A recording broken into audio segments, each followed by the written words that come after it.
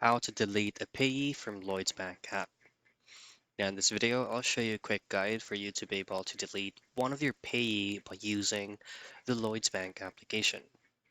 First is open up your Lloyds Bank app. Ensure that you're using the latest version of the app so you will be updated to any of the new features added.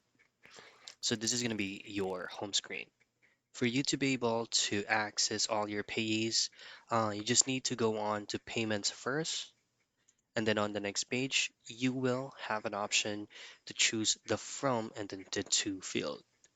Now choose on to so that we can choose whatever pay that you would like or you would have to be deleted.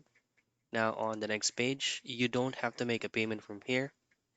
Our main purpose here is just to access all the pays that we did by using this application. So as you can see, all the payees will be visible on your end and right side on each of those payees have this option here, which is going to be the three dots. To delete a payee, just simply tap on the three dots and you will see two options, make a payment and delete payee. Simply choose on delete payee and you're done. And that is how you delete a payee on Lloyds Bank app.